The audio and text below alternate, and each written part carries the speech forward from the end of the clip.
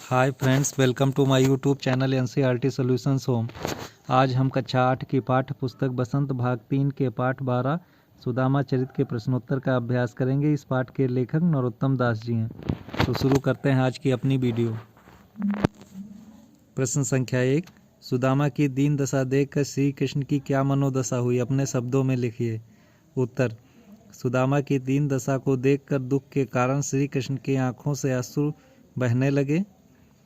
उन्होंने सुदामा के पैर धोने के लिए पानी मंगवाया, परंतु उनकी आंखों से इतने आंसू निकले कि उन्हीं आंसुओं से सुदामा के पैर धुल गए। प्रश्न संख्या 2, पानी परात को हाथ छुयो नहीं, नैनन के जल सो पग धोए। पंक्ति से वर्णित अपने भाव का वर्णन अपने शब्द में कीजिए। उत्तर, प्रस्तुत दोहे में यह कहा गया है कि जब सुदामा दीनहीन अवस्था में श्री कृष्ण के पास पहुँचे तो कृष्ण उन्हें देखकर व्यथित हो उठे।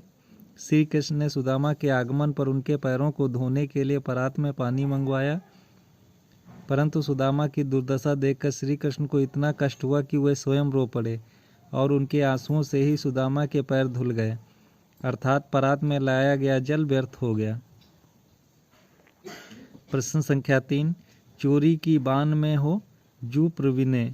उपरोक्त पंक्ति कौन किससे कह रहा है? उपरोक्त पंक्ति श्री कृष्ण अपने बाल सखा सुदामा से कह रहे हैं। प्रश्न संख्या ख, इस कथन की पृष्ठभूमि स्पष्ट कीजिए।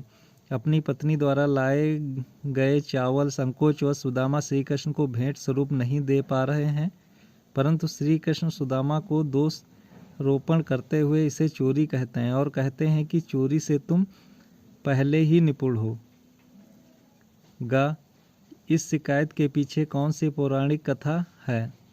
बचपन में जब श्री कृष्ण और सुदामा साथ साथ संदीपन ऋषि के आश्रम में अपनी अपनी शिक्षा ग्रहण कर रहे थे, तभी एक बार जब श्री कृष्ण और सुदामा जंगल में लकड़ियां एकत्र करने जा रहे थे, तब गुरु माता ने उन्हें रास्ते में खाने के लिए चने दिए थे। सुदामा श्री कृष्ण को बिना बताए चोरी से चने खा लेते हैं। श्री कृष्ण उसी चोरी का उपालंब सुदामा को देते हैं। प्रश्न संख्या 4, द्वारका से खाली हाथ लौटते समय सुदामा मार्ग में क्या क्या सोचते जा रहे थे? वह श्री कृष्ण के व्यवहार से क्यों खींच रहे थे? सुदामा के मन की दुविधा को अपने शब्दों में प्रकट कीजिए। उत्तर, द्वारका से खाली हाथ लौटते समय सुदामा का मन बहुत दुखी था।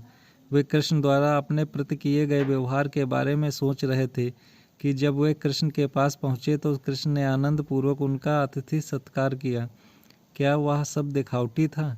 वे कृष्ण के व्यवहार से खींच रहे थे क्योंकि उन्हें आशा थी श्री कृष्ण उनकी दरिद्रता दूर करने के लिए धन दौलत देकर विदा करेंगे, परंतु श्री कृष्ण ने उन्हें चोरी का उल्हाना देकर खाली हाथ ही वापस भेज दिया। प्रश्न संख्या 5, अपने गांव लौटकर जब सुदामा अपनी झोपड़ी नहीं खोज पाए तब उनके मन में क्या क्या विचार आए? कविता के आधार पर स्पष्ट कीजिए। उत्तर, द्वारका से लौटकर सुदामा जब अपने गांव वापस आए तो अपनी झोपड़ी के स्थान पर बड़े बड़े भव्य महलों को देखकर सबसे पहले तो उनका मन भ्रमित हो गया कि कहीं मैं घूम फिर कर वापस द्वारका ही तो नहीं चला आया। फिर भी उन्होंने पूरा गांव छानते हुए सबसे पूछा, लेकिन उन्हें अपनी झोपड़ी नहीं मिली। प्रश्न संख्या 6, निर्धनता के बाद मिलने वाली संपन्नता का चित्रण कविता के अंतिम वाक्यों में वर्णित है, उसे अपने शब्दों में लिखिए। उत्तर, श्री कृष्ण की कृपा से निर्धन सुदामा की दरिद्रता दूर हो गई। जहाँ सुदामा की टूटी फूटी सी झोपड़ी रहा करती थी, अब वह सोने का महल खड़ा है। कहाँ पहले पैरों में पहनने के लिए चप्पल तक नहीं थी, वहाँ अब घूमने के लिए हाथी घोड़े हैं। पहले सोने के लिए केवल यह कठोर भूमि थी और अब शानदार नरम मुलायम बिस्तरों का इंतजाम है। कहाँ पहले खाने के लिए चावल भी नहीं मिलते थे और आज प्रभु की कृपा से खाने को मनचाही चीज़ें उपलब्ध हैं, परंतु वे अच्छे नहीं लगते। चलिए बात करते हैं भाषा की बात। प्रश्न संख्या 7, पानी परात को हाथ छुयो नहीं, नैनन के जल सो पग धोए। ऊपर लिखी गई पंक्ति को ध्यान से पढ़िए। इसमें बात को बहुत अधिक बढ़ा चढ़ाकर चित्रित किया गया है।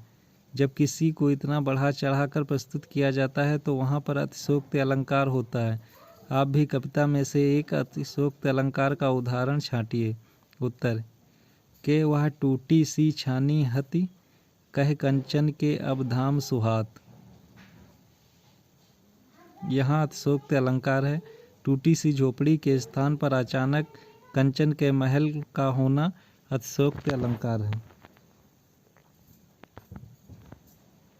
प्यारे दोस्तों, इस वीडियो को अपने दोस्तों तथा अपनी कक्षा के सहपाठियों के साथ ज़्यादा से ज़्यादा मात्रा में शेयर करें तथा हमारे चैनल NCERT सॉल्यूशंस होम को सब्सक्राइब करना ना भूलें। नमस्कार दोस्तों।